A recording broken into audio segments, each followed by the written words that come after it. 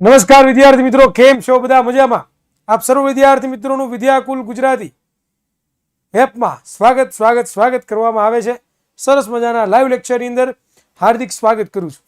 વિદ્યાર્થી મિત્રો, આજનો આપણો લેક્ચરની શરૂઆત આપણે કરી દેવી છે અને સરસ મજાનો જે આપણો લેક્ચર છે કે જે આઈએમપી બેચ 2024 વિષય વિજ્ઞાન, અને એની અંદર આજના લેક્ચરમાં આપણે એક નવા ચેપ્ટરની શરૂઆત કરવી છે જેનું નામ છે, અહીંયા ભૂલથી લખાઈ ગયું છે ચેપ્ટર નંબર 13, પરંતુ અહીંયા છે એ કયું ચેપ્ટર આજે ભણવાના છીએ તો કે આજના લેક્ચરની અંદર આપણે ચેપ્ટર નંબર 2 કયું આવશે?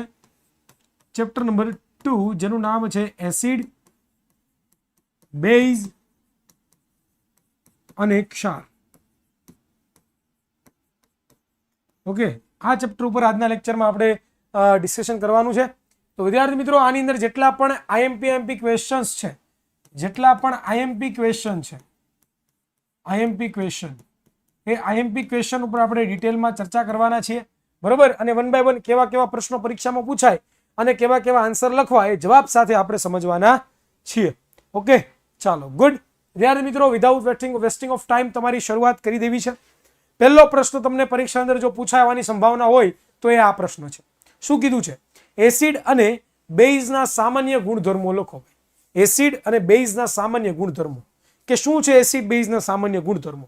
તો કે અહીંયા લખેલું છે કે ભાઈ પોતે સ્વાદે કેવા હોય છે તો કે ખાટા હોય છે ભાઈ, બરોબર. ભૂરા લિટમસ પત્રને લાલ બનાવે છે, એટલે કે ભૂ લીલા, બરોબર. ભૂરા લિટમસ પત્રને શું બનાવે છે? લાલ બનાવે છે. તે બેઝ સાથે પ્રક્રિયા કરી ક્ષાર અને પાણી બનાવે, કે ભાઈ જ્યારે પણ એસિડની બેઝ સાથે તમે પ્રક્રિયા કરો ત્યારે શું બને? ક્ષાર અને પાણી બને છે. અને તે ધાતુ સાથે પ્રક્રિયા કરીને હાઇડ્રોજન વાયુ મુક્ત કરે છે. આપણને બધાને ખબર છે કે આટલા 4 ગુણધર્મો કોના છે તો કે એસિડના, પરંતુ કેવા? સામાન્ય ગુણધર્મો. શોર્ટમાં યાદ રાખવું હોય તો તમે શું યાદ રાખો? આમાં ખાટા, સ્વાદે ખાટા. ત્યાર પછી, બરોબર, ભૂરા લિટમસ પત્રને લાલ બનાવે. ત્યાર પછી ક્ષાર અને પાણી ઉત્પન્ન કરે છે. અને ધાતુ સાથે જ્યારે પ્રક્રિયા થાય ત્યારે શું ઉત્પન્ન કરે છે તો કે હાઇડ્રોજન વાયુ પોતે ઉત્પન્ન કરતા હોય છે, બરોબર. ડન? ક્લિયર થાય છે ભાઈ?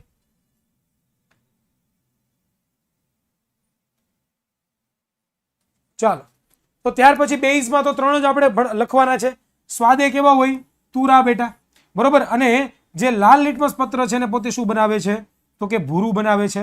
અને એસિડ સાથે પ્રક્રિયા કરીને ક્ષાર અને પાણી છે એ પોતે બનાવતા હોય છે. તો જો આટલા તમે ગુણધર્મો લખો તો તમને 2 ગુણ પ્રાપ્ત થાય. કેટલા ગુણ પ્રાપ્ત થાય? 2 ગુણ છે વિદ્યાર્થી મિત્રો તમને પ્રાપ્ત થવાના છે. ઓકે, ગુડ ઇવનિંગ બેટા, good evening to all of you. Let's start next. આપણો જે ક્વેશ્ચન છે પરીક્ષામાં આવો પૂછાઈ શકે કે ભાઈ ઝિંક ધાતુની મંદ HCl કે મંદ H2SO4 સાથેની પ્રક્રિયાથી H2 વાયુ ઉત્પન્ન થાય છે, બરોબર. પરંતુ મંદ HNO3 સાથેની પ્રક્રિયાથી H2 વાયુ ઉત્પન્ન થતો નથી. કેમ? આ બેઠો પ્રશ્ન પરીક્ષામાં ઘણી બધી વખત પૂછાણો છે, બરોબર. એવું પણ તમને પૂછે કે ભાઈ ઝિંક ધાતુની એસિડ સાથે પ્રક્રિયા થાય છે ત્યારે હાઇડ્રોજન વાયુ મુક્ત થાય છે, પરંતુ જ્યારે ઝિંક ધાતુની HNO3 સાથે પ્રક્રિયા થતી હોય ત્યારે હાઇડ્રોજન વાયુ પોતે મુક્ત થતો નથી. તો આવું કેમ થાય છે? તો એના પાછળનું રીઝન છે એ આપણે જોવાનું છે. જુઓ તમે અહીંયા કે ભાઈ જ્યારે પણ છે એ શું કરીએ તો કે આપણે મંદ HCl એટલે કે હાઇડ્રોક્લોરિક એસિડ સાથે જ્યારે પ્રક્રિયા કરીએ છીએ, બરોબર. અને એની અંદર આપણે શું નાખીએ તો કે ઝિંક ધાતુ, જેને આપણે Zn કહીએ છીએ. અને બંને વચ્ચે જ્યારે પ્રક્રિયા થાય ત્યારે આ જે H છે ને, આ H નું વિસ્થાપન કરી નાખે. કોણ કરી નાખે તો કે ઝિંક કરી નાખે. અને H ની જગ્યાએ કોણ જોડાઈ જાય તો કે ઝિંક જોડાઈ જાય. એટલે શું બની જાય? ZnCl2. એટલે કે અહીંયા શું બનાવે છે તો કે એક પ્રકારનો ક્ષાર બનાવે છે. ઝિંક સલ્ફાઇડ નામનો ક્ષાર બને છે. અને ક્ષારની સાથે બીજું શું ઉત્પન્ન થાય છે તો કે હાઇડ્રોજન વાયુ ઉત્પન્ન થાય છે. સેમ ટુ સેમ અહીંયા પણ એ જ પ્રક્રિયા થાય છે. તમે જોઈ રહ્યા છો કે ભાઈ ઝિંક ધાતુ છે, બરોબર, જેને આપણે Zn લખીએ છીએ. અને ઝિંક ધાતુની પ્રક્રિયા જ્યારે H2SO4 સાથે થાય, એટલે કે સલ્ફ્યુરિક એસિડ સાથે થાય, તો ત્યારે શું થાય તો કે આ ઝિંક ધાતુ છે એ આ H2 વાયુનું શું કરી નાખે તો કે H2 વાયુનું શું કરી નાખે તો કે પોતે વિસ્થાપન છે એ વિદ્યાર્થી મિત્રો કરી નાખે છે. અને એની જગ્યાએ કોણ જોડાઈ જાય છે તો કે Zn જોડાઈ જાય. એટલા માટે શું બન્યું? ZnSO4, જેને ઝિંક સલ્ફેટ કહેવાય. શું કહેવાય? Zinc sulphate. અને એ જે ઝિંક સલ્ફેટ છે એ હાઇડ્રોજન વાયુ પોતે શું કરે છે? મુક્ત કરે છે. તો ઝિંક સલ્ફેટ પણ શું છે? એક પ્રકારનું તો કે ક્ષાર કહેવામાં આવે છે, બરોબર. પરંતુ અહીંયા તમે જોશો તો આ જે HNO3 છે, બરોબર, એ પોતે છે એ ઝિંક ધાતુ સાથે પ્રક્રિયા કરે તો એ પોતે હાઇડ્રોજન વાયુ ઉત્પન્ન નથી કરતો. જ્યારે આ HNO3 છે એમની પ્રક્રિયા કોની સાથે કરીએ? ઝિંક સાથે કરીએ ત્યારે એ પોતે હાઇડ્રોજન વાયુ મુક્ત કરતો નથી, કારણ કે આ જે મંદ HNO3 છે કેવું છે? પ્રબળ ઓક્સિડેશન કરતા છે. એ પોતે કેવું છે? પ્રબળ ઓક્સિડેશન કરતા. હવે આ પ્રબળ ઓક્સિડેશન કરતા એટલે શું? તો કે પોતાનું રિડક્શન કરે છે. પોતાનું રિડક્શન કરે ભાઈ. ઓક્સિડેશન કરતા એટલે શું? તો કે આ ભાઈનું રિડક્શન કરે. આનું રિડક્શન થાય છે. રિડક્શન થાય તો ઓક્સિજન દૂર થાય, પરંતુ હાઇડ્રોજન દૂર થાય નહીં. રિડક્શનની અંદર તો શું થાય? હાઇડ્રોજન છે પોતે જોડાય. હોય છે કે નથી હોતું? આપણે ઓક્સિડેશન રિડક્શન પ્રક્રિયા પ્રકરણ 1 માં ભણી ગયા કે જ્યારે પણ હાઇડ્રોજન છે પોતે શું થાય? તો કે જોડાય ભાઈ, ઓક્સિજન દૂર થાય. તો એટલા માટે આ કેવો છે? પ્રબળ ઓક્સિડેશન કરતા છે. એટલે કે પ્રબળ રીતે આનું શું થાય છે? તો કે રિડક્શન થાય છે. એટલા માટે તમે જોશો તો આનું શું નહીં થાય? તો કે પ્રક્રિયા ધાતુ સાથે થશે, પરંતુ એ પોતે એનું નિર્માણ છે એ થવાનું નથી. એક જ મિનિટ વિદ્યાર્થી મિત્રો.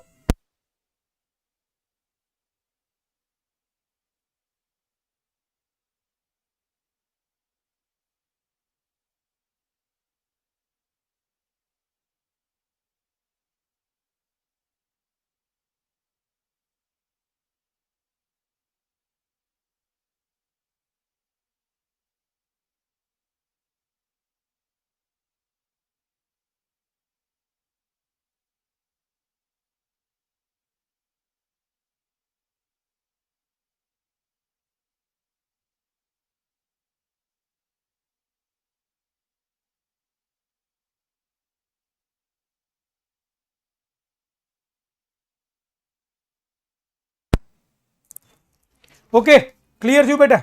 એટલે આ પ્રક્રિયામાં છે એ હાઇડ્રોજન વાયુ ઉત્પન્ન થતો નથી, પરંતુ એની જગ્યાએ પાણી છે એનું શું થાય છે? તો કે ઓક્સિડેશન થાય છે. તો આવી રીતે છે વિદ્યાર્થી મિત્રો આખી પ્રક્રિયા થતી હોય છે.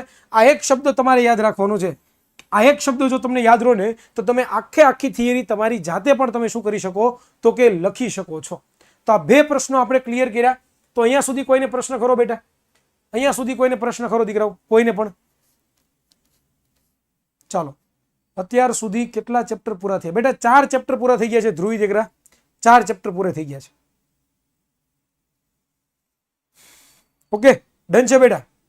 સર ZN બ્લેડ મીન્સ ક્યાં છે? ZN બ્લેડ એવું કશું આવતું નથી બેટા, ZN બ્લેન્ડ જેવું. ઓકે, ચાલો સર આવા ક્વેશ્ચનની આકૃતિ દોરવાની. યસ, તમારે જે તમને ચોપડીની અંદર જે આકૃતિઓ આપેલી છે એ આકૃતિ તમે દોરી શકો. ઓકે, દોરો તો વધારે સારું રહેશે. ચાલો, મંદ એટલે ધીમી. ઓકે બેટા, પાર્થ બેટા હેપી? ચાલો સર બેઝ OH મુક્ત કરે એમ કહેવાય? હા કહી શકીએ, હા કહી શકીએ. પહેલું ચેપ્ટર ધ્રુવી બેટા, 5મું ચેપ્ટર, 13મું ચેપ્ટર અને 9મું ચેપ્ટર, આટલા ચેપ્ટર પૂરા થયા છે. તમને રેકોર્ડિંગ ક્લાસીસની અંદર બતાવતા હશે, જોઈ લેવા. હા બોલો પાર્થ બેટા, શું પ્રશ્ન છે બેટા? ચાલો ફટાફટ કરો બેટા, આપણે સમયનો બગાડ નથી કરવાનો.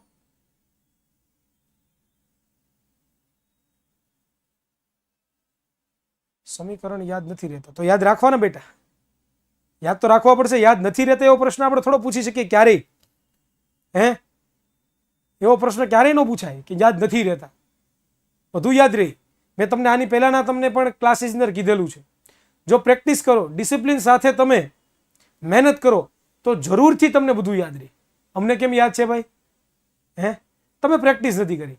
તમારે આસાનીથી બધી વસ્તુ જોતી છે, અને દુનિયામાં આસાનીથી કોઈ પણ વસ્તુ પ્રાપ્ત નહીં થાય, એ ભગવાનનો સિદ્ધાંત છે. બરોબર? મને એક સરસ મજાની કૃષ્ણ ભગવાનની એક વાત યાદ આવે છે. આ તમે જે પ્રશ્ન પૂછ્યો એની ઉપરથી વિચાર કરો. જ્યારે કુરુક્ષેત્રનું યુદ્ધ ચાલતું હતું, અર્જુનની સામે એના માતા પિતાઓ હતા. સોરી, માતા પિતાનો ન બોલે, પરંતુ માતા પિતા સમાન એના વડીલો હતા. ગુરુ દ્રોણ, બરોબર, કે જેમની પાસેથી ધનુર્ધર વિદ્યા શીખો. ત્યાર પછી કોણ હતા?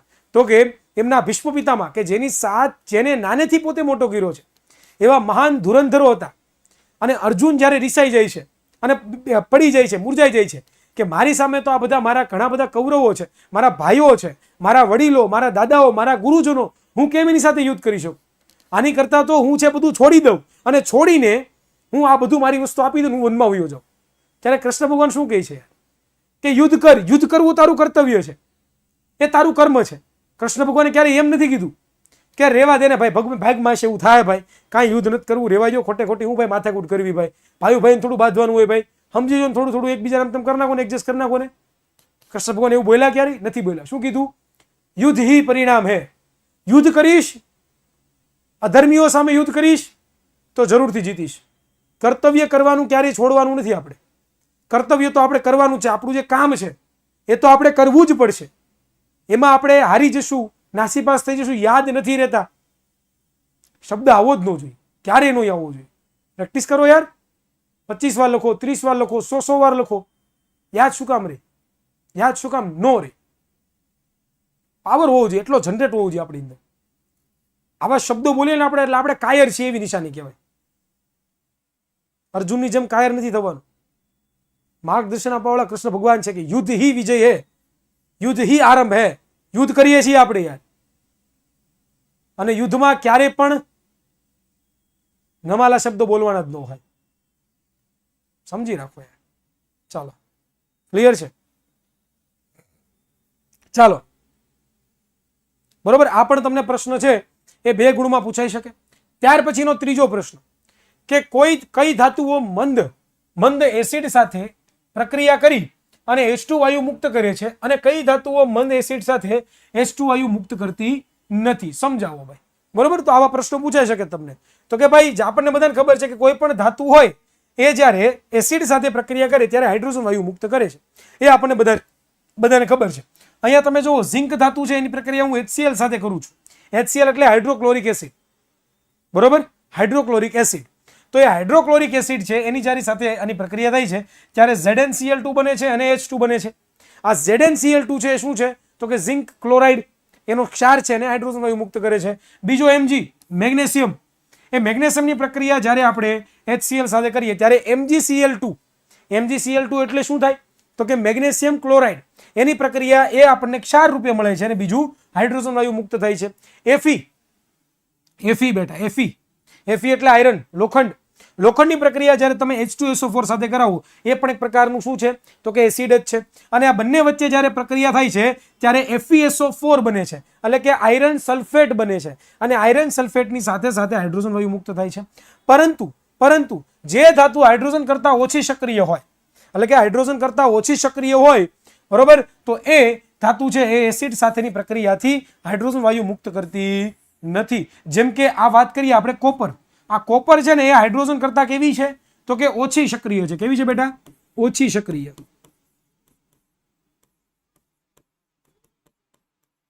કેવી છે? ઓછી સક્રિય છે. અને ઓછી સક્રિય છે એટલા માટે તમે જોશો કે અહીંયા છે હાઇડ્રોજન વાયુ નથી બનતો, પરંતુ અહીંયા શું બને છે? પાણી, પછી NO2O એટલે કે નાઇટ્રોજન ઓક્સાઇડ, અને સાથે સાથે બીજું શું બને છે? તો કે CuNO3 ટ્વાઇસ. તો આ વસ્તુ તમને મળે છે. તો એટલા માટે વિદ્યાર્થી મિત્રો, આ એક જ ધાતુ એવી છે કે જે Cu, કે જે પોતે મંદ જે છે એ એસિડ સાથે પ્રક્રિયા કરતી નથી, અને કરે છે પરંતુ હાઇડ્રોજન વાયુ પોતે મુક્ત કરતી નથી. આગળ ચર્ચા કરીએ એના પછીના પ્રશ્નની બેટા. તો કે તટસ્થીકરણ પ્રક્રિયા કોને કહે છે? 2 ઉદાહરણ આપો.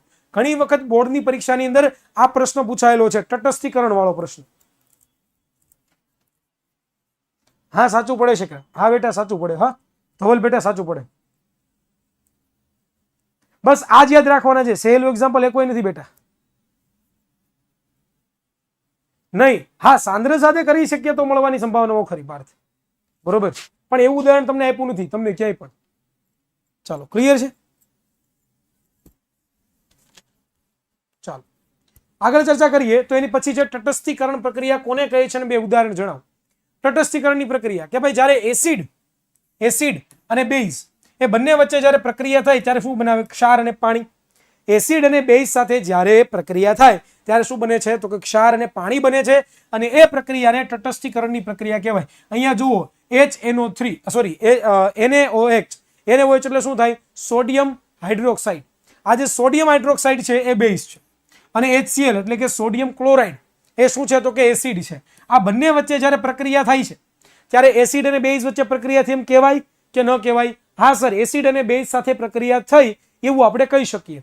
અને શું બનાવે છે? તો કે ભાઈ HCl, ક્ષાર, મીઠું આપણે જેને કહીએ મીઠું, એ મીઠું અને બીજું શું બનાવે છે તો કે H2O એટલે કે પાણી પોતે મુક્ત કરે છે. બીજું ઉદાહરણ પણ તમને આપ્યું છે KOH, બરોબર, જેને પોટેશિયમ હાઇડ્રોક્સાઇડ કહેવાય. શું કહેવાય? Potassium hydroxide.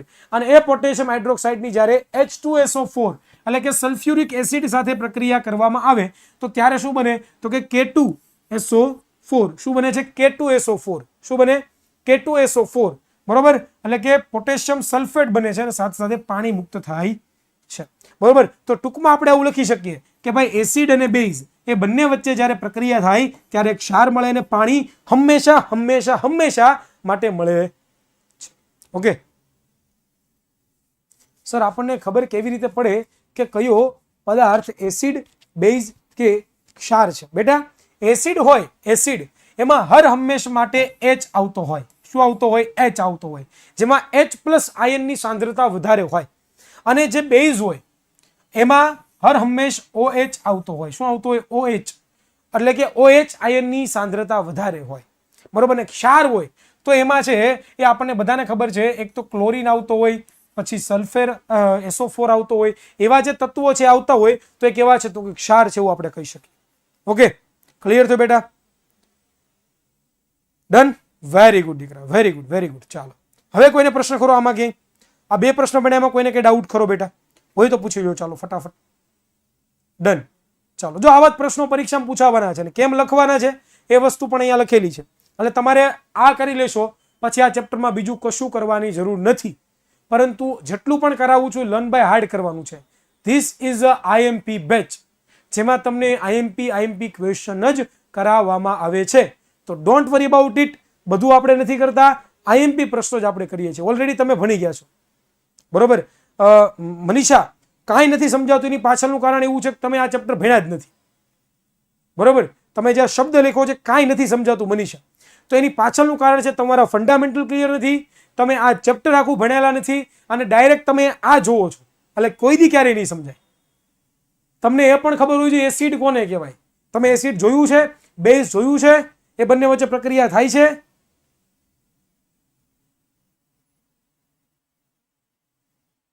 બરોબર, ક્લિયર છે સર? આપણે આ તું કરી લઈએ અને ચેપ્ટર ન વાંચીએ તો ચાલે? યસ, ફોર શ્યોર ચાલે, ફોર શ્યોર ચાલે. સર મેં આ ચેપ્ટર ખૂબ જ વાર વાંચી લીધું, તેથી હવે હું નથી વાંચતો. Very good, very good. Whatever જે હોય એ, મનીષા બોયઝ હોય કે ગર્લ હોય મને ફરક નથી પડતો, પરંતુ એ વસ્તુ બહુ શીખવી જરૂરી છે, રિયલી, બરોબર. તો એ કોન્સેપ્ટ પહેલા ક્લિયર કરો પછી આ સમજાશે. બાકી તો અહીંયા ભગવાન આવી જાય તો એનું પૂરું થાય ભાઈ, તો એનું સમજાય. ઓકે, વારો તરિયા બેટા, thank you so much. Sir આમાં કંઈ કીવર્ડ યાદ નથી, થિયરી લખી શકીએ? સાદું સિમ્પલ તમે યાદ રાખી શકો આમાં તમારી રીતે. તટસ્થીકરણ એટલે શું? તટસ્થ થવું. તટસ્થ ક્યારે થાય તો કે એસિડ અને બેઝ જ્યારે ભેગા થાય ત્યારે. અને એસિડ બેઝ ભેગા થાય ત્યારે ક્ષાર અને પાણી જ બનવાનું છે. પછી તમે કોઈ પણ એક એસિડ લઈ લો, કોઈ પણ એક બેઝ લઈ લો, તમને પ્રક્રિયા આવડતી હોય તો તમે એમાંથી ક્ષાર અને પાણી બનાવી શકો. સાદું સિમ્પલ છે યાર, કંઈ નથી. તમે એક પ્રક્રિયા જો અહીંયા આ જ પ્રક્રિયા પછી જ આપણે જોઈએ. ચાલો જોઈએ. NaOH ની પ્રક્રિયા આપણે HCl સાથે કરીએ છીએ, બરોબર. તો જુઓ, અહીંયા Na+, અહીંયા OH-, અહીંયા શું બનશે? H+, અહીંયા Cl-. હવે જુઓ શું થાય છે. આ ભાઈ માની લો કે પુરુષ છે અને આ એની સ્ત્રી છે, ઘરવાળી. એવી રીતે આમાં પ્લસ છે, પુરુષ છે, અને આ છે એની સ્ત્રી છે, બરોબર.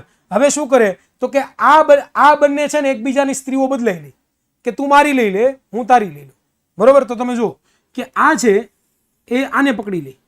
તો હવે જુઓ તો અહીંયા શું બને? NaCl. હવે આ છે એ આની સ્ત્રીને પકડી લે તો શું બન્યું?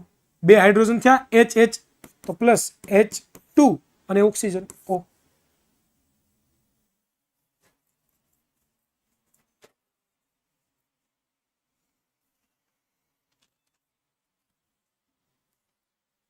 બરોબર, ચાલો.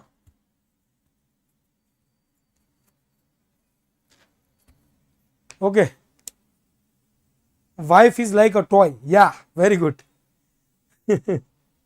હા બેટા, રેકોર્ડિંગ ક્લાસીસ મળશે.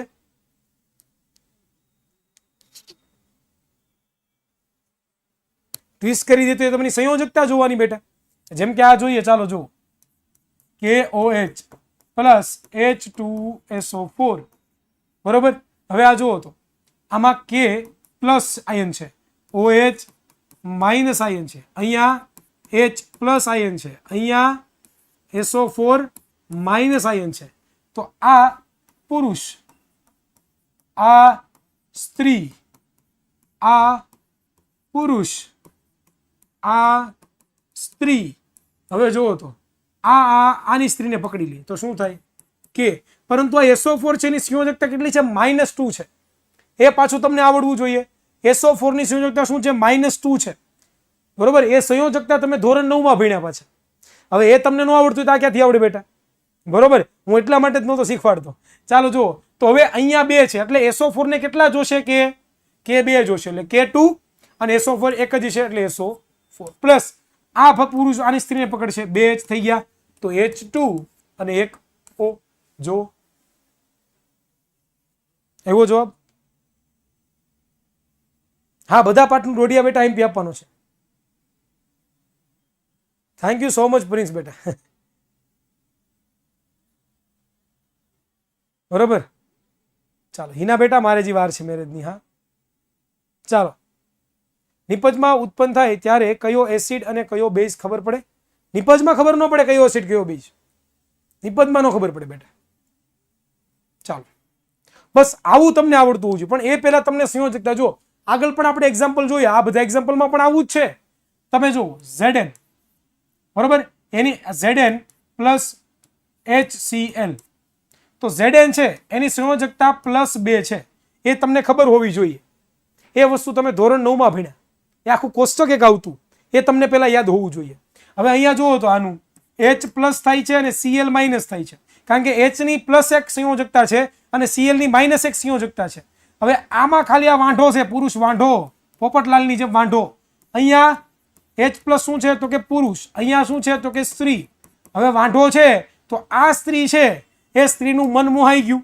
તો હવે શું થયું તો કે આ પુરુષે આ સ્ત્રીને પકડી લીધી, પણ આ સ્ત્રીએ શું કીધું? આ Zn શું કીધું તો કે મારે તો 2 જોશે ક્લોરીન, કારણ કે મારી સંયોજકતા 2 છે. તો જુઓ તો શું થાય? આવી રીતના લખી શકીએ આપણે, Zn ની સંયોજકતા 2 અને ક્લોરીન ની સંયોજકતા 1.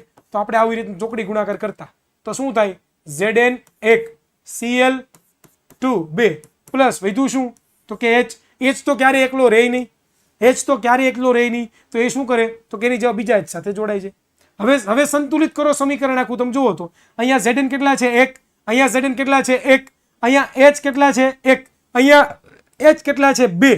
તો 2 H હોય બરોબર, તો અહીંયા મારે 2 કરવા પડે, તો હું અહીંયા 2 કરી દઉં. તો હવે તમે જુઓ તો 2 H થઈ ગયા. ક્લોરીન 2 છે અહીંયા પણ ક્લોરીન 2 થઈ ગયા.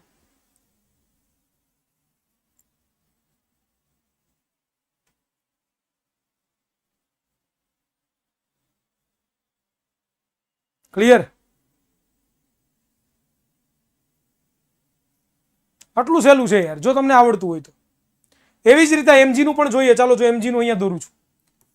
Mg છે એની પણ સંયોજકતા +2 છે બરોબર. અને આની જો વાત કરું તો આ H ની +1 છે અને Cl ની -1 છે. તો હવે શું થશે? આ ભાઈ Mg છે એ આ Cl ને પકડી લેશે. પરંતુ તમે જુઓ તો આપણે એવું શીખાતા કે ભાઈ Mg છે એની સંયોજકતા નીચે લખવાની, ક્લોરીન ની સંયોજકતા ક્યાં લખવાની? નીચે લખવાની. હવે કરો ક્રોસ ગુણાકાર તો Mg કેટલા જોશે? 1. Mg1. Cl કેટલા જોશે? 2. તો કે Cl2 પ્લસ હાઇડ્રોજન તો ક્યારે એકલો રહે નહીં, એટલા માટે એના ભાઈને ગોતી આવે H2. તો MgCl2 આવે છે. જો MgCl2 આવે છે. તો એક વાર સમજી લો તમે તો તમને સમજાય જાય. 9th નો કોન્સેપ્ટ પણ આમાં આવે છે. સમીકરણો યાદ નથી રહેતા એની પાછળનું કારણ આ છે બેટા. બહુ ઇમ્પોર્ટન્ટ છે બેટા, બહુ ઇમ્પોર્ટન્ટ છે. પરંતુ એના માટે તમારે પુરુષ પ્રયત્ન કરવો પડે, 9માના ચોપડા ખોલવા પડે, એ વાંચવી પડે, સંયોજકતા તમને યાદ રહેવી જોઈએ. તો તમારે એક પણ સમીકરણ યાદ ન રાખવું પડે, થોડાક જ સમીકરણો યાદ રાખવા પડે, થોડાક જ યાદ રાખવા પડે, બાકી બધા તમને આવડે.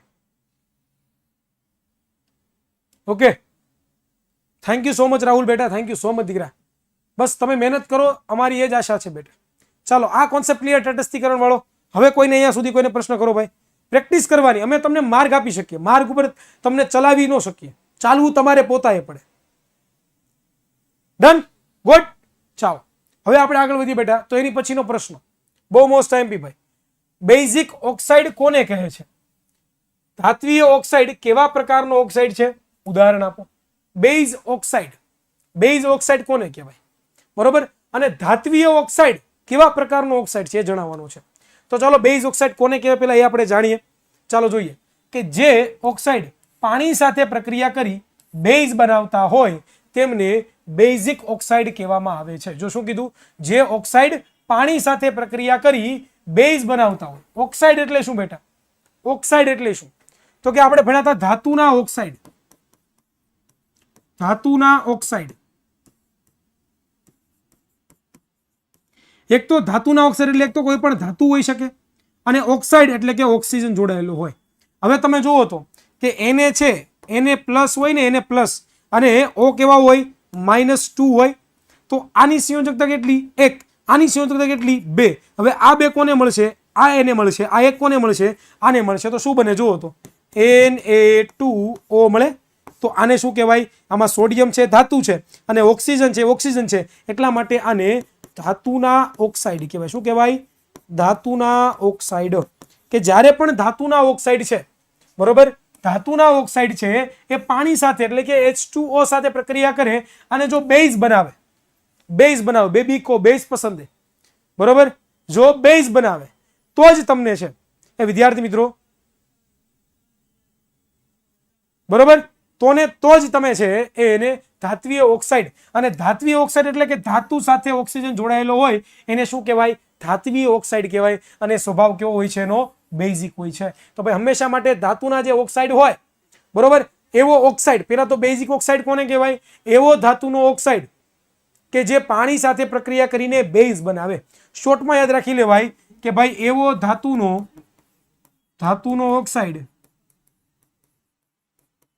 ઓક્સાઇડ પ્લસ ધાતુનો ઓક્સાઇડ છે એ કોની સાથે પ્રક્રિયા કરે? પાણી સાથે પ્રક્રિયા કરે અને શું બનાવે? તો કે બેઝ બનાવે.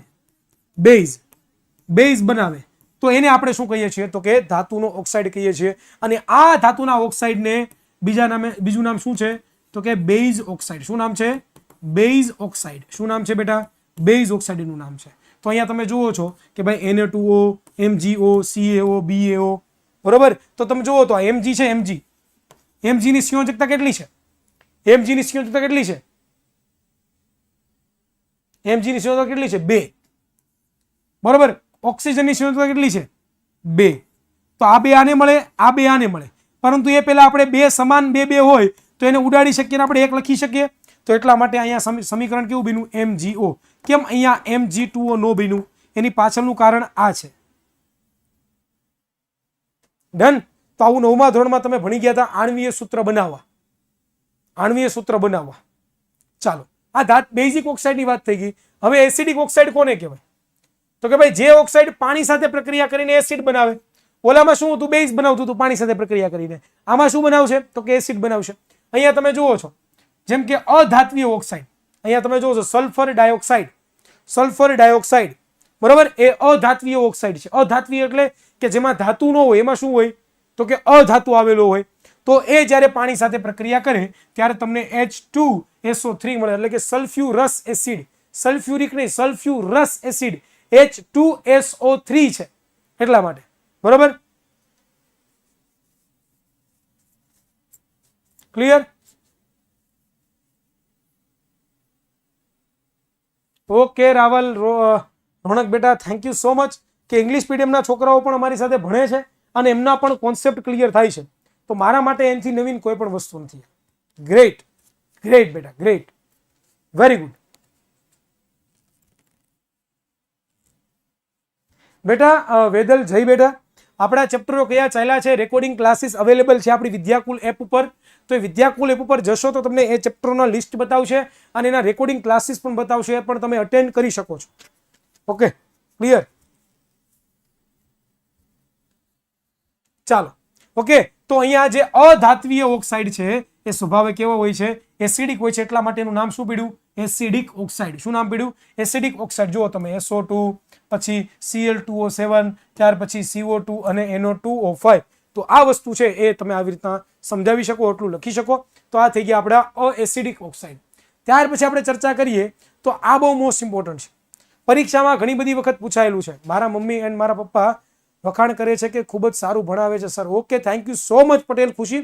તમારા મમ્મી પપ્પાને પણ કહેજો કે વિદ્યાકુલ છે હર હંમેશ વિદ્યાર્થીઓને માર્ગદર્શન પૂરું પાડતા હોય છે કે ભાઈ કેમ પરીક્ષામાં લખવું, કેમ તૈયારી કરવી, કેવી રીતે તમારા બેઝિક કોન્સેપ્ટ તમે ક્લિયર કરી શકો, એ વસ્તુ તમને આવડતી હોવી જોઈએ. બરોબર. અમારો એક જ ઉદ્દેશ્ય છે કે ગુજરાતના જે બાળકો છે, કે ગુજરાતના બાળકો જે છે ઓલરેડી એની પાસે ઘણું બધું પોટેન્શિયલ છે, ઘણી બધું તાકાત છે એની અંદર, પરંતુ ક્યાંક ને ક્યાંક છે બિચારા અટવાય છે કોન્સેપ્ટ ક્લિયર કરવામાં. તો એ કોન્સેપ્ટ ક્લિયર કરાવવાને એ જ અમારા વિદ્યાકુલનો જે છે એ ઉદ્દેશ્ય રહ્યો છે અને રહેવાનો પણ છે. ઓકે, ચાલો. સર, હું મારા સ્કૂલમાં સ્માર્ટ બોર્ડમાં પણ વિદ્યાકુલના વિડીયો ચાલુ કરાવું છું. Thank you so much Patel Tanmi બેટા, thank you so much, thank you so much. Best teacher, બધા સમજાઈ ગયું. ઓકે બેટા, thank you so much Parth. ચાલો સર, CA બનવા શું કરવું પડે? હિના બેટા, તમારે CA બનવું છે તમારે 11-12 કોમર્સ કરવું પડે અને ત્યાર પછી તમારે કોઈ પણ ડિગ્રી મેળવવી પડે, એની સાથે સાથે તમારે ચાર્ટર્ડ એકાઉન્ટની પ્રિપેરેશન કરવી પડે, એની એક્ઝામો આપવી પડે. ચાલો સર, હું પણ સ્કૂલમાં તમારા જ વિડીયો ચાલુ કરાવું છું. Thank you so much Parth બેટા. સર, શોર્ટ ટ્રિક તરીકે ધાબે લઈ શકીએ? હા, તમે તમારી રીતે શોર્ટ ટ્રિક બનાવી શકો, એમાં કંઈ પ્રોબ્લેમ નથી, કોઈ પણ પ્રોબ્લેમ નથી. બરોબર. જે લોકોને IAS બનવું છે, બરોબર, ભૂમિ થેન્ક યુ સો મચ દીકરા. જે લોકોને IAS બનવું છે, UPSC ક્લિયર કરવી છે, એ લોકો કોઈ પણ સ્ટ્રીમ, સાયન્સ, આર્ટ્સ, કોમર્સ, કોઈ પણ સ્ટ્રીમમાં તમે એડમિશન લઈ શકો છો. અને એડમિશન લીધા પછી તમે લોકો 3 વર્ષનો છે એ અંડર ગ્રેજ્યુએશન, બરોબર, એટલે કે ગ્રેજ્યુએશનનો તમારી UG કહેવાય એને, કોઈ પણ ડિગ્રી પ્રાપ્ત કરો અને એની સાથે સાથે તૈયારી કરો. જેવી તમારી ડિગ્રી પૂરી થાય એટલે તરત તમે છે એ પરીક્ષા દેવા માટે એલિજિબલ છો અને પરીક્ષા તમે આપી દો. બરોબર. અને પરીક્ષાઓના પ્રિલિમ્સ, મેન્સ અને ઇન્ટરવ્યુ, આ 3 પડાવ તમે જો પાર કરી લો તો તમે ફર્સ્ટ IAS ઓફિસર બની જાઓ. બરોબર. અને તમારું કલેક્ટર બની જાઓ. તમે ક્યારેક મારી જેવા ગરીબ લોકોને મદદ કરો ભાઈ. બરોબર. ચાલો, ડન છે. જે લોકોને એડવોકેટ બનવું છે, વકીલ બનવું છે ભાઈ, એ લોકોને LLB કરવાનું. 11-12 કોમર્સ કર્યા પછી પણ કરી શકો, સાયન્સ કર્યા પછી પણ તમે કરી શકો. બરોબર. LLB કરી લો એટલે તમે વકીલ થઈ જાઓ બેટા. ક્લિયર? સર, મારી સ્કૂલમાં સારું નથી ભણાવતા, હું ઓનલી વિદ્યાકુલમાં જ મારી પ્રિપેરેશન કરું છું. ઓકે બેટા, થેન્ક યુ સો મચ. અમે તારા માટે પૂરેપૂરો પ્રયત્ન કરીશું. સર, મારે સોફ્ટવેર એન્જિનિયર જે લોકોને બનવું છે, એન્જિનિયરિંગ જેને કરવું છે, એ વિદ્યાર્થી મિત્રો છે એ પોતે 11-12 સાયન્સ કરશે, એમાં A ગ્રુપ રાખશે અને A ગ્રુપ રાખીને એ પોતે JEE ગુજકેટની પરીક્ષા આપશે અને એમાં ગુજરાતની અને ઇન્ડિયાની ટોપ મોસ્ટ જે કોલેજ છે, IITs અને NITs, એની અંદર એડમિશન લેશે અને 4 વર્ષનો કોર્સ કમ્પ્લીટ કરશે એટલે એ BE એટલે કે બેચલર ઓફ એન્જિનિયરિંગ કરી શકશે. અને જો એ પોતે આગળ અભ્યાસ કરે અને ME કરે, ME એટલે કે માસ્ટર ઓફ એન્જિનિયરિંગ, તો એ પોતે એન્જિનિયરિંગ કરીને સારામાં સારા જે છે ગુજરાતની નામાંકિત જેટલી પણ કહેવા જઈએ કે ભાઈ જે કંપનીઝ છે એની અંદર પોતે એન્જિનિયર બની શકે. ડોક્ટર જેમને કરવું છે, ડોક્ટરી કરવી છે અને 11-12 સાયન્સ રાખવાનું છે, B ગ્રુપની તૈયારી કરવાની છે કે ભાઈ PCB એટલે કે ફિઝિક્સ, કેમિસ્ટ્રી, બાયોલોજી, એની તૈયારી કરવાની અને એ તૈયારી કરીને પછી તમારે નીટની પરીક્ષા આપવાની છે. બરોબર. National eligibility test and comments છે, એવું કંઈક નામ છે, એક્ઝેક્ટ મને યાદ નથી. બરોબર. તો એ તમારે ટેસ્ટ આપવાની છે, એ પરીક્ષા આવશે. 720 ગુણની પરીક્ષા હોય છે. પરીક્ષા આપ્યા પછી તમને ગુજરાતની જે ટોપ મોસ્ટ અને ભારતની જે ટોપ મોસ્ટ જે મેડિકલ કોલેજ હોય છે એમાં તમને એડમિશન મળે. જ્યાં તમે તમારા 5 વર્ષ તમે કમ્પ્લીટ કરો એટલે તમને MBBS ની ડિગ્રી પ્રાપ્ત થાય. ત્યાર પછી તમારે નીટ PG આપવાની છે. નીટ PG એટલે કે નીટ પોસ્ટ ગ્રેજ્યુએશન. એ પરીક્ષા તમે આપો એટલે તમે MS એટલે કે માસ્ટર ઓફ સર્જરી એટલે કે તમે કોઈ પણ એક અંગ, મનુષ્યના અંગની જે છે કોઈ પણ એક અંગની માસ્ટરી પ્રાપ્ત કરશો અને એના ઓપરેશન તમે કરતા થશો. એમાં ઘણી બધી મહેનત માગી લે છે. ડોક્ટર બનવું હોય તમારે તો 30 વર્ષે તમે પરફેક્ટ ડોક્ટર બની શકો. બરોબર. અને 40 વર્ષે તમે વ્યવસ્થિત સફળ ડોક્ટર બની શકો. તો ઘણી બધી મહેનત છે ડોક્ટરની અંદર, કારણ કે કોઈ પણ વ્યક્તિનો જીવ બચાવવાનો છે અને પૃથ્વી પરનો ડોક્ટરને ભગવાન કહેવામાં આવ્યો છે. તો ભગવાન બનવું હોય તો એના માટે પુરુષ પ્રયત્ન પણ એટલો કરવો પડે બેટા. ક્લિયર છે? ચાલો, બિઝનેસ કરવો એને કઈ કરવાની જરૂર જ નથી. બરાબર. ગમે ત્યારે બિઝનેસ કરી શકે છે. ચાલો, પ્રોફેસર બનવું છે, જો પ્રોફેસર બનવું હોય તો એના માટે મારી જેમ 11-12 સાયન્સ કરો, કોમર્સ કરો, આર્ટ્સ કરો, ત્યાર પછી સાયન્સ કરો તો તમારે બીએસસી, બરોબર, બેચલર ઓફ સાયન્સ કરી શકો, ત્યાર પછી એમએસસી, માસ્ટર ઓફ સાયન્સ, અને ત્યાર પછી મારી જેમ તમે પીએચડીની પણ તૈયારી કરી શકો છો. હાલ મારી પીએચડીની જે તૈયારીઓ છે અટકેલી છે, કારણ કે હવે વિદ્યાકુલમાં ભણાવવા આવ્યા ત્યાર પછી બધું બંધ થઈ ગયું છે, સાવ એટલે સાવ. પહેલાં એવું હતું કે તૈયારી ચાલતી હતી, એટલે મેં ઓલરેડી 2 વર્ષ મારા પીએચડીની અંદર કમ્પ્લીટ થવા જઈ રહ્યા છે, તૈયારી ચાલુ છે મારી. અને એ જે પીએચડી છે મારું જે છે એ પીએચડી હું કરું છું એ નેનો ટેકનોલોજીની અંદર કરું છું, પરંતુ હવે મને લાગે છે કે પીએચડી નહીં પૂરું થાય, વિદ્યાકુલમાં ચડી ગયા ને ભણાવવા માટે, એટલે બરોબર. તો તમે પીએચડી કરવા માટે પીએચડી કરો તમે, બરોબર, પોસ્ટ ડોક્ટરેટ જેને કહેવામાં આવે છે, અને ત્યાર પછી તમે આસિસ્ટન્ટ પ્રોફેસર તરીકે કોઈ પણ કોલેજની અંદર જોડાવ. ત્યાર પછી તમારે CSIR નેટ એક્ઝામ પાસ કરવી પડે, બરોબર. સેન્ટ્રલ ગવર્મેન્ટ જે દિલ્હીથી પરીક્ષા લેવામાં આવતી હોય છે, યુજી નેટ, પીજી નેટ, એ બધી પરીક્ષાઓ લેતી હોય છે, અને એ પરીક્ષાઓ તમે લો છો, CSIR નેટની પરીક્ષા આપો, અને એમાં તમારું કટ ઓફ આવે, તમે પાસ કરો, એટલે તમે ગુજરાતની કોઈ પણ અને ભારતની કોઈ પણ સારામાં સારી જે કોલેજ છે ત્યાં તમે પ્રોફેસર બની શકો. Okay, clear? ચાલો,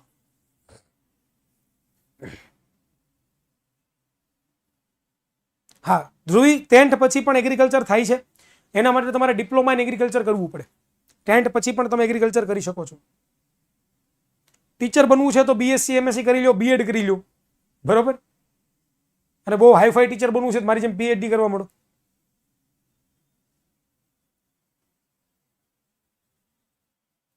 ક્લિયર છે?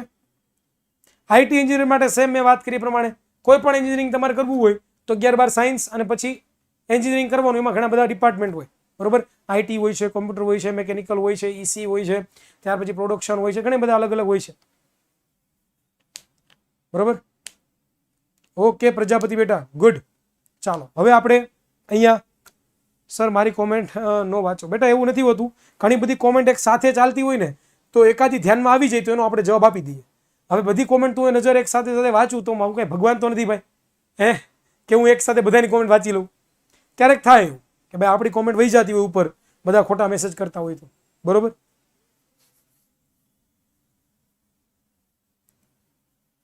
ચાલો, બેંક મેનેજર બનવું છે તો બીકોમ કરી લો, 11-12 કોમર્સ કરો, બીકોમ કરો, અને પછી એની તૈયારી આવો બેન્કિંગ સેક્ટરની તૈયારી કરવાની, પરીક્ષાઓ આપો, અને પરીક્ષામાં આપો એટલે તમે બેન્કિંગ ઓફિસર બની જાઓ.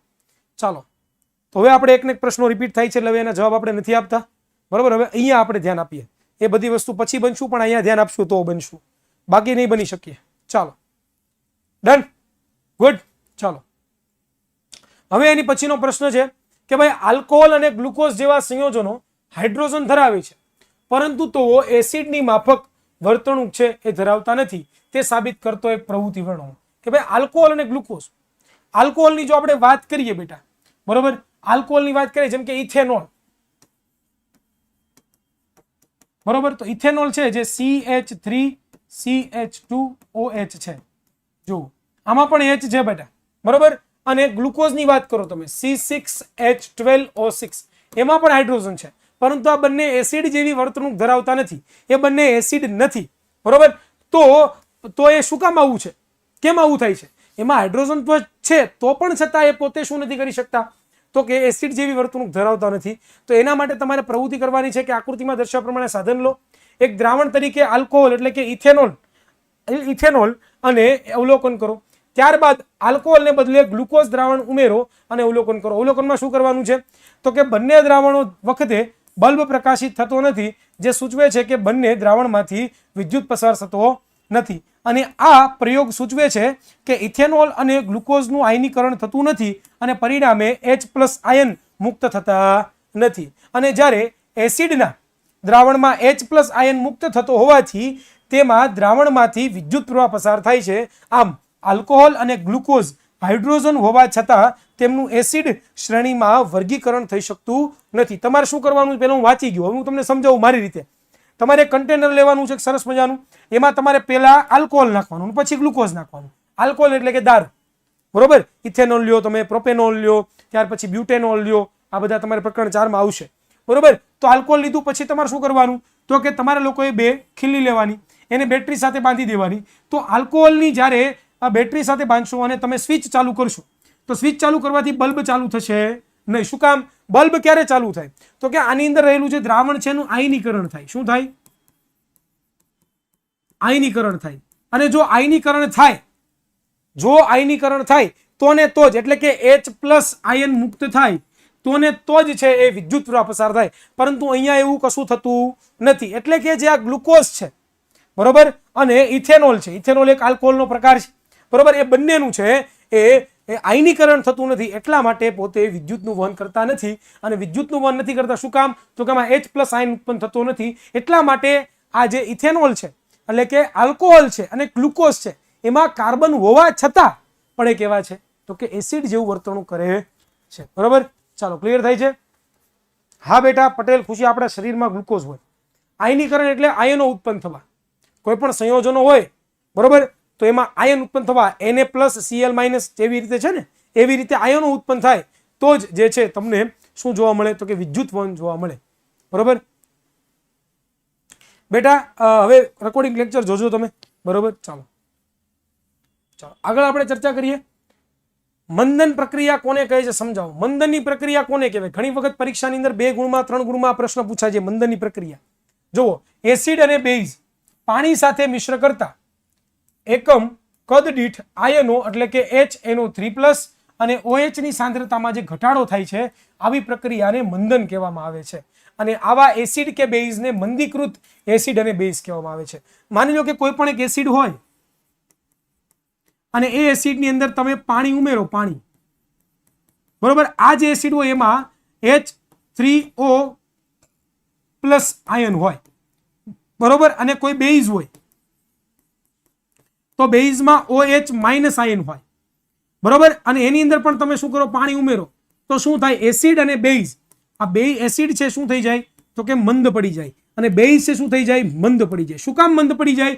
તો કે આ જે HNO3+ છે અને આ OH- છે એ બંનેની જે સાંદ્રતા છે, એ બંનેની જે સંખ્યા એટલે કે સાંદ્રતા છે એ શું થઈ જાય? તો કે ઘટતી જાય. શું થઈ જાય છે? ઘટતી પોતે જાય છે. એટલા માટે જે છે એ આ પ્રક્રિયા થતી હોય છે. બરોબર, અહીંયા જુઓ, સાંદ્ર HNO3 કે H2SO4 ને પાણીમાં ખૂબ જ ધીમે ધીમે સતત હલાવતા રહીને ઉમેરતા સાંદ્ર HNO3 અને H2O ની સાંદ્રતા ઘટે છે અને છેવટે દ્રાવણ કેવો બની જાય છે? તો કે મંદ બની જાય છે. ક્લિયર થાય છે બેટા? ક્લિયર થાય છે? આગળ ચર્ચા કરીએ તો કે સાંદ્ર એસિડને મંદ કરતી વખતે શા માટે તેને પાણીમાં ઉમેરવા પડે છે? આ મુદ્દો તમે વાંચો તો તમને ખબર પડી જાય કે ભાઈ પાણી અને એસિડની જ્યારે પ્રક્રિયા થાય ત્યારે પુષ્કળ પ્રમાણમાં શું ઉત્પન્ન થાય છે? ઉષ્મા ઉત્પન્ન થાય. અને પુષ્કળ પ્રમાણમાં જ્યારે ઉષ્મા ઉત્પન્ન થાય બેટા, તો એ ઉષ્માને કારણે શું થાય? તો કે તમે જે હાથની અંદર એ તમે ફ્લાસ્ક પકડેલો છે, જે હાથની અંદર તમે બીકર પકડેલું છે એ જે છે તૂટી જાય છે. અને તૂટી જાય તો એને ઘણું બધું તમારા હાથમાં પણ એસિડ જોડાય. એટલા માટે પાણીની અંદર એસિડ નાખવું જોઈએ, નહીં કે એસિડની અંદર પાણી. તો એ જ વસ્તુ અહીંયા લખેલી છે બેટા. ઓકે, ક્લિયર છે? તો આજે આપણે આજના લેક્ચરમાં આપણે અહીંયા સુધી રાખવું છે. હવે આ પીએચ માપક્રમ શું છે એ વસ્તુ આપણે આવતા લેક્ચરમાં જોશું. દૈનિક જીવનમાં પીએચ નું મહત્વ આપણે આવતા લેક્ચરમાં જોવાનું છે. બરોબર, તો ડીપીપીમાં હોમવર્ક બધાએ ચેક કરી લેવાનું છે. અહીંયા સુધી કોઈને કંઈ પ્રશ્ન હોય, જો આ ચેપ્ટર આપણું મેં ટાર્ગેટ બનાવ્યું હતું કે આ 2 ક્વેશ્ચન પૂરા કરીને પછી જાઉં, પરંતુ વચમાં તમારા પ્રશ્નો આવી ગયા કે ભાઈ કેમ ડોક્ટર બનવું, કેમ એન્જિનિયર બનવું, કેમ LLB કરવું, કેમ IAS બનવું, કેમ આ બનવું, એ બધા પ્રશ્નોનો આપણે આન્સર આપ્યા એટલે થોડોક સમય જાય છે. બરોબર, તો ખાસ કરીને આપણે એવા પ્રશ્નો પૂછવા પણ જોઈએ અને આપણે આપણા જે ટાર્ગેટ છે, આપણા જે ગોલ છે એ ગોલ તરફ આપણે આગળ વધવું પણ જોઈએ. પરંતુ સાથે સાથે આપણે જે કરંટમાં જે કામ કરી રહ્યા છીએ, આપણું જે હાલમાં જે આપણું વર્ક છે એ ભૂલાઈ ન જાય એનું ખાસ ધ્યાન રાખજો. મહેનત કરજો. કાંઈ પણ પ્રકારના ડાઉટ હોય, કાંઈ પણ પ્રકારના પ્રોબ્લેમ હોય તો અત્યારે તમે મને પૂછી શકો છો. આપણી પાસે હજી 1 થી 2 મિનિટ છે. બરોબર, ચાલો. Okay, DPP means daily practice problem. એક પ્રકારની પીડીએફ જેમાં ક્વેશ્ચન હશે એ તમારે જાતે સોલ્વ કરવાના. ઓકે સોની બેટા. સર અપેક્ષિતમાંથી પાકું કરીએ તો ચાલે? કોઈ પણ માંથી પાકું કરો, કોઈ પણ મટીરિયલ ખરાબ હોતું નથી. આ સાદો નિયમ છે. હું તમને આપું છું, આ કરી લેશો તો પણ બીજું કરવાની જરૂર નથી. તમે તમારી રાતે નવનીત હોય, આપણી યુથ વિદ્યાકુળની બુક હોય, અપેક્ષિત હોય, ગમે હોય, તૈયારી થવી જોઈએ. મેન તૈયારી ઇમ્પોર્ટન્ટ છે. બુકું ભલે ગમે એટલી તમારે પાસે પડી હોય પણ તમે વાંચતા જ ન હોય, આળસ કરતા હોય, કામને ઠેલવતા હોય તો એ કશું કામનું નથી. ઓકે, ચાલો.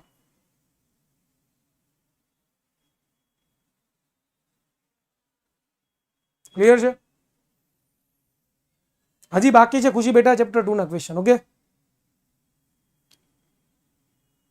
આપણું વોટ્સએપ ગ્રુપ છે, એની અંદર તમે મેસેજ કરી દેશો તો હું ફ્રી પડીશ તો હું જોઈશ તો તમને જરૂરથી આન્સર આપીશ. ઓકે, ચાલો.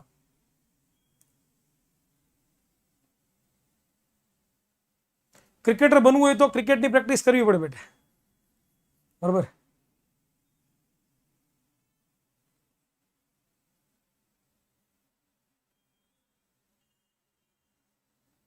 ઓકે ચૌહાણ બેટા, ગોડ બેસ્ટ યુ.